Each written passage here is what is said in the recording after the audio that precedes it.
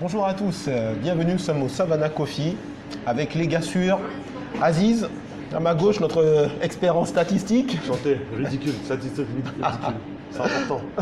Et Abdel, notre lion de l'Atlas, notre spécialiste technique. Comme vous avez vu, il y a 15 jours, l'équipe de France a remporté la Coupe du Monde et de manière très brillante, avec un 4-2 en Croatie. Abdel, j'ai vu ton regard. Brillante. J'ai vu ton regard, je sais. Nous allons devoir... C'est relatif. Tout est relatif, effectivement, tout est relatif. J'étais un peu ironique dans mon propos.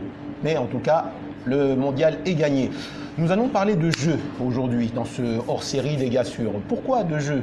Simplement car il y a une petite polémique de fond, en fait, concernant le niveau de l'équipe de France. Nous le connaissons. La tendance, on va dire. Exactement. On parle de tendance. Nous allons parler de jeu, car l'équipe de France a gagné avec un jeu que un bon nombre d'entre vous, quelques-uns d'entre nous, considèrent un peu comme restrictif. Minimaliste. Et voilà. Et nous nous demandons même si, après cette victoire, puisque maintenant que la France est sur le toit du monde, On se demande c'est quoi la suite, quoi. voilà, est-ce que toutes les équipes vont s'adapter à ce nouveau schéma de jeu, à cette nouvelle mentalité? Nous verrons. Il faut tout d'abord remettre un peu les choses dans leur contexte. On parle d'équipe nationale. Voilà. Maintenant, comme l'équipe de France est au sommet du monde pour au moins 4 ans, enfin plutôt 2 ans car il y a l'Euro 2020 qui va demander une certaine confirmation de tout ça. À votre avis, messieurs, je vous pose cette question, est-ce que cette victoire va influencer longuement les nouvelles mentalités, on va dire? Aziz. Moi personnellement, je pense pas. Pourquoi? Déjà 2 choses. À chaque fois qu'il y a un football qui domine, enfin on ne peut même pas dire que c'est un football. Alors quand je dis domine, c'est pas domination dans le jeu, c'est domination dans la tendance, quoi. Dans la tendance, genre Barça, l'Espagne et compagnie. Ouais. La première chose que tu cherches, c'est comment contrer ce jeu. C'est Comment vrai. contrer un jeu minimaliste? Comment contrer un jeu défensif en attaquant? Donc théoriquement, ça peut pas durer. Après, si je peux rajouter un truc, le contexte Coupe du Monde ou grande compétition internationale, Coupe du Monde, Euro, etc. C'est un truc, ça dure 15 jours, allez, 1 mois.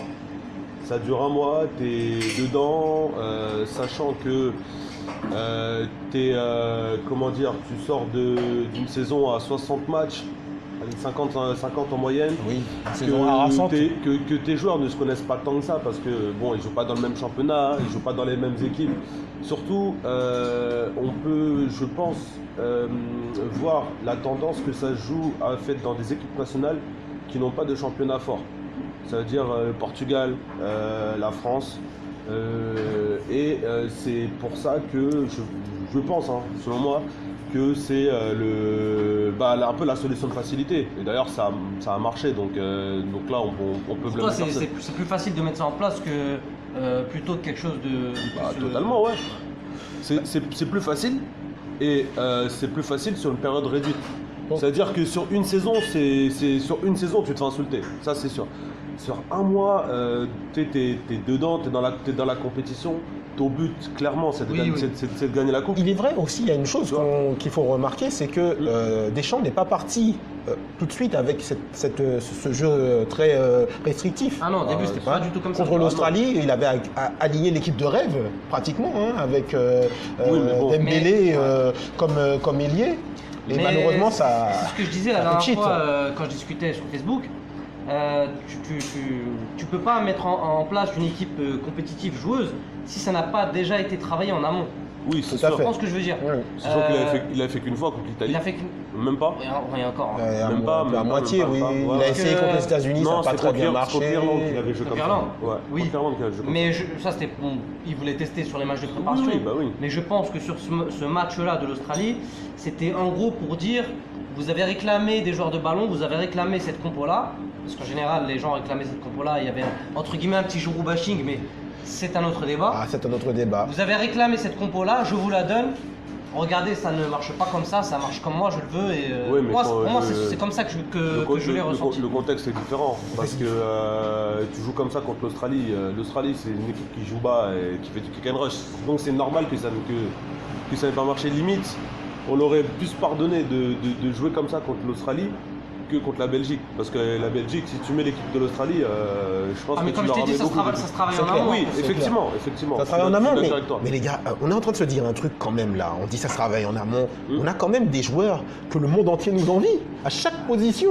Oui, on a un très mais bon, bon, maintenant on a un très bon gardien. On a une défense qui nous a même surpris Ah ouais, dans titulaire, sa ouais, qualité. titulaire, On a 4 le défenseurs Barça. centraux avec 2 latéraux finalement qui font le travail. Plus qu'il ne faut. On a une ligne de 3 milieux défensifs que le monde entier nous envie, qui s'arrache à coups de millions d'euros. Ouais, mais on joue avec a 3 en milieux attaque, défensifs.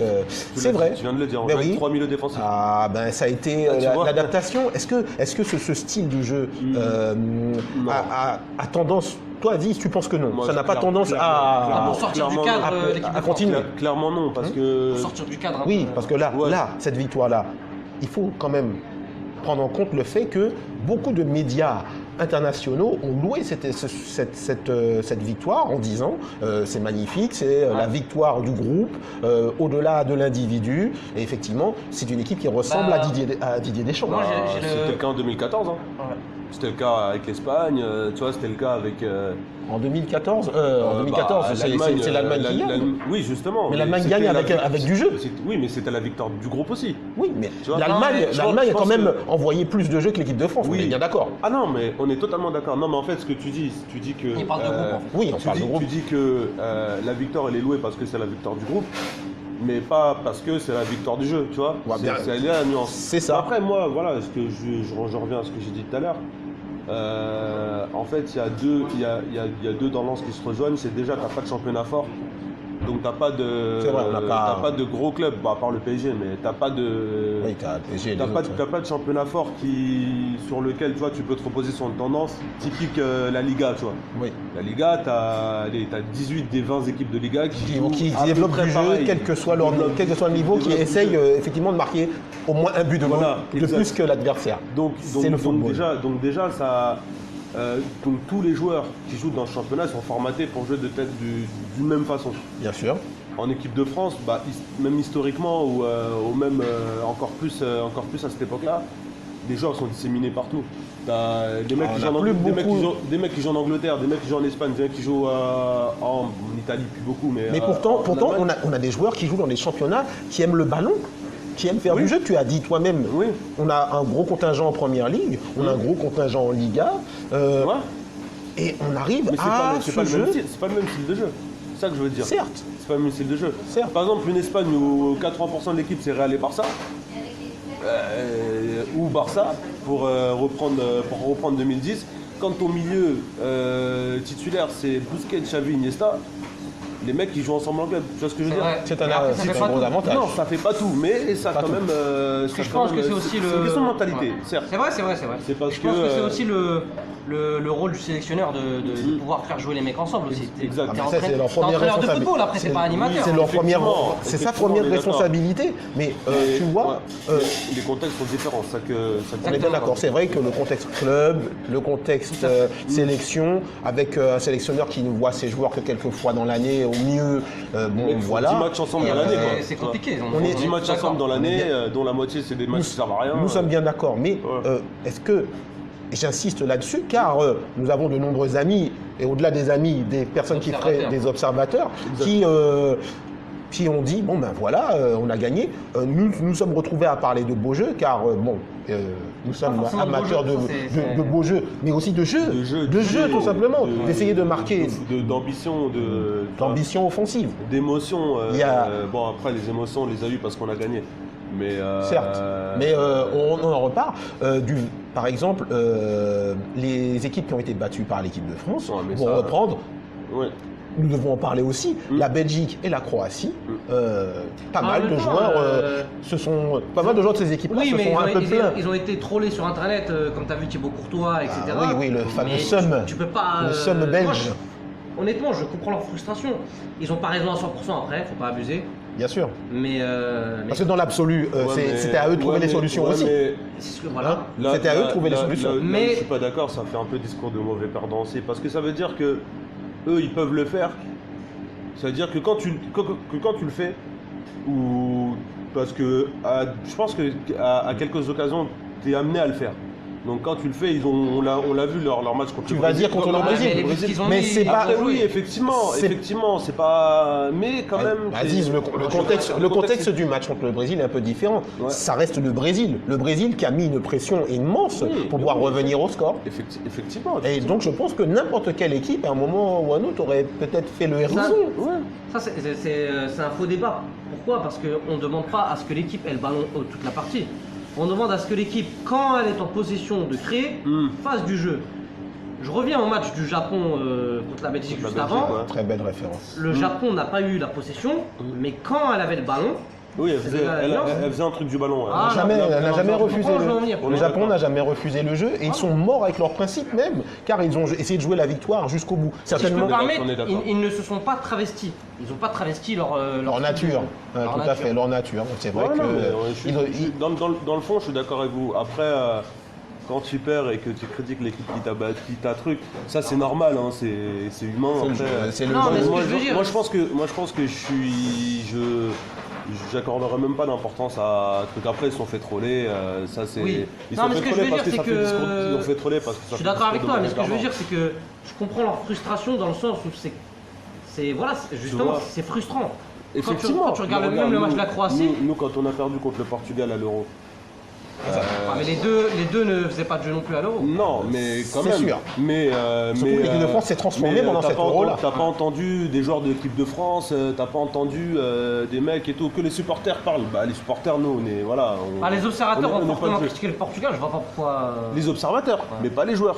C'est pas pareil. Les gars, j'ai encore une meilleure référence pour Les vous. mecs censés être tes collègues, tu C'est vois. vrai, c'est vrai. Donc théoriquement. Il y a encore même mieux pour vous. Dis-moi. L'équipe de Grèce en 2004, Personne n'est qui a battu tout le monde en jouant le plus mauvais football qu'on ait jamais vu pour un vainqueur. Mais après, ça c'était Après, c'est parce que c'est l'équipe de Grèce aussi. Mais c'était un épiphénomène. C'est un épiphénomène, ouais. C'était pas symptomatique d'une tendance, contrairement à maintenant. Et Tu justement. penses que maintenant c'est symptomatique d'une tendance, ce qu'a fait l'équipe de France? Tu dirais que on en revient là, c'est-à-dire Voilà, la qu'on est en question 2018. La vraie question, c'est de se dire, là on est en 2018, il faut dire que les observateurs ont un regard un peu qui change par rapport à avant. Les entraîneurs voient aussi ce qui peut gagner. Ils vont se dire peut-être, bah écoute, moi je vais blinder mon milieu de terrain. Ouais, mais si je vais oublier, je vais même pas faire jouer des 8, je vais faire jouer 3-6 devant ma défense.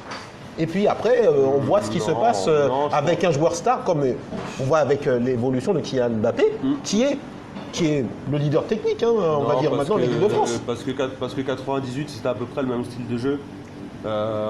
Jacquet l'avait appris. Il y avait plus de leaders techniques en 98. Oui, 98, mais l'équipe était oui, non, mais ça, peu différent. ça, oui. Oui. Mais au niveau du jeu, c'était pareil. C'était pas Un milieu de terrain très bétonné, C'était tout à pas fait. émotionnellement, c'était pas ouf. Milieu de terrain, on joue avec 3-6. Pourtant, on a gagné en 98 et il n'y a pas eu de, tu vois, il y a rien eu derrière qui 98. a confirmé cette Justement, tendance-là ou infirmé, tu vois. C'est sur ça que je voulais répondre. Ouais. La différence avec maintenant, c'est que c'est pas un épiphénomène. Pourquoi je dis que c'est symptomatique d'une tendance? Ça dure quand même depuis quelques années. Et tu fais bien de parler de l'avis des observateurs. Eux-mêmes commencent à voir que le football change de visage. Exemple. On parlait de la récente victoire du Portugal. Ouais. La dernière victoire de Manchester United en Europa League, qui déjoue, Totalement. qui fait déjouer les adversaires. qui C'est joue pas du tout au football. 100% Mourinho, 100% La dernière, moche. Là, attention, à prendre avec des pincettes. La dernière victoire du Real, pas dans le sens où ils n'ont pas fait de jeu, mais dans le sens où ils sont contentés d'un réalisme à l'extrême, poussé à l'extrême, notamment contre le Bayern Munich, où le Bayern, il me semble Le Bayern domine. Il fallait que tu me ressortes les stats là. Et ils ont, je crois, en 2 matchs, ils ont une trentaine de frappes, je crois. Oui, c'est ça, une trentaine de frappes en 2 matchs. Ouais. Après, je pense que faut pas confondre genre jeu de contre-attaque, parce que pour moi le Real c'est un jeu de contre-attaque. Hein. C'est parce qu'ils ont les joueurs pour le faire aussi. C'est un fort milieu de terrain aussi. Jeu de contre-attaque et jeu comme on a vu parfois la France faire. Il s'adapte le Real contre le Bayern à un moment donné. Tu te souviens le but de Benzema sur le centre de Marcelo? Il faut savoir qu'il garde le ballon au retour. Ouais. Il garde le ballon pendant 2 minutes, c'est une séquence, faut la regarder sur YouTube, c'est une séquence exceptionnelle. Oui. Comme quoi, c'est pour ça que je vois ce que tu veux dire, mais pour moi il s'adapte. Il y a une chose aussi qu'il ne faut pas occulter, messieurs, Après, on va nous dire on est un petit peu anti-français. C'est pas du tout le, Non, c'est pas du tout le C'est propos. pas le débat là. C'est pas le débat. Il y a eu un peu de réussite, tout de même. Alors, est-ce à dire, est-ce qu'on a une tactique attentiste, on attend l'erreur de l'adversaire?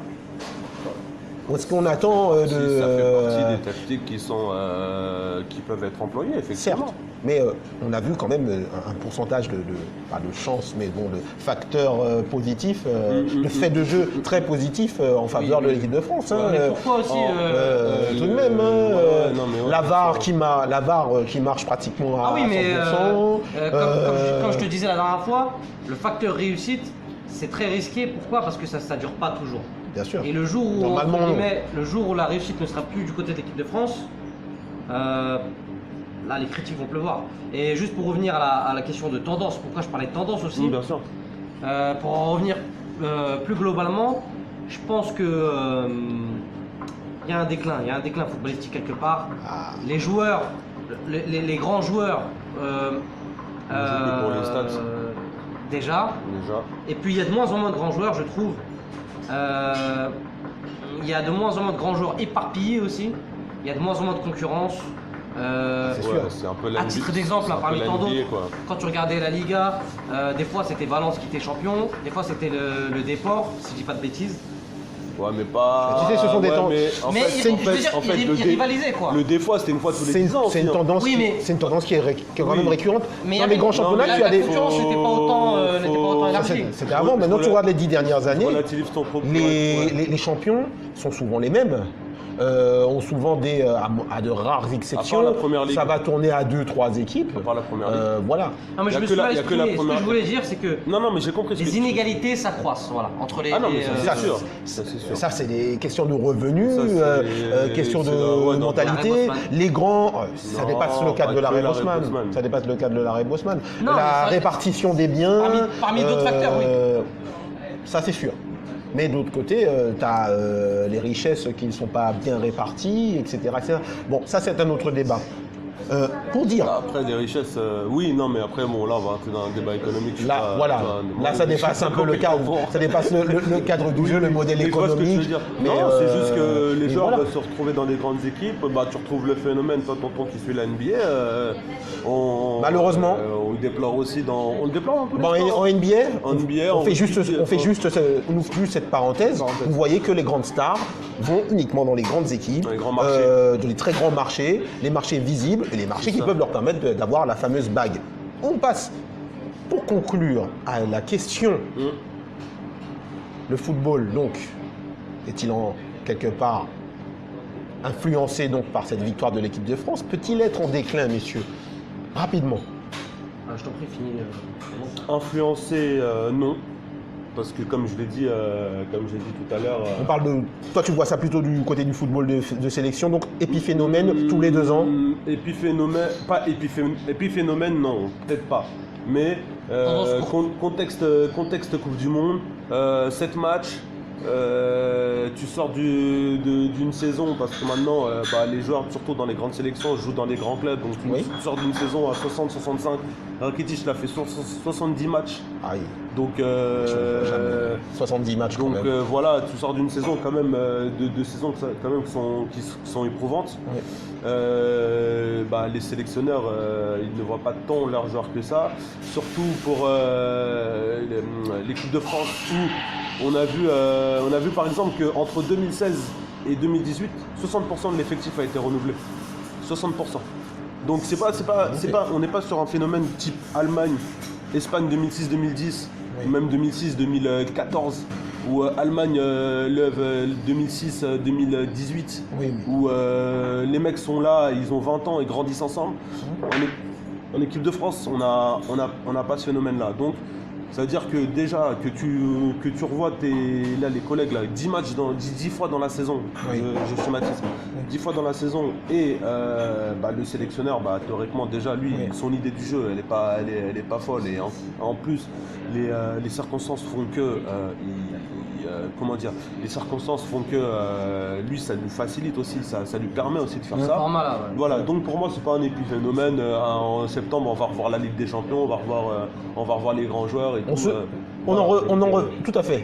Donc, Les prochains matchs, on va dire, des grosses compétitions auront leur importance, on va voir. Mais pour toi, c'est non. Abdel. Alors, moi je serais un tout petit peu plus nuancé, dans le sens où c'est quand même une tendance qui commence à éclore, comme je l'ai cité précédemment avec les exemples du Portugal, du Real dans une moindre mesure, de Manchester, de Mourinho. Et là, je voulais en venir. Répondre à cette question, je pense que ce sera un peu plus compliqué. Moi, je pense que il y a de fortes chances. Après, c'est pas sûr. Voilà, pour répondre à la question. Maintenant, moi, ce que je voudrais, bien évidemment, je pense que ce serait grave si les centres de formation commencent à copier ce type de modèle.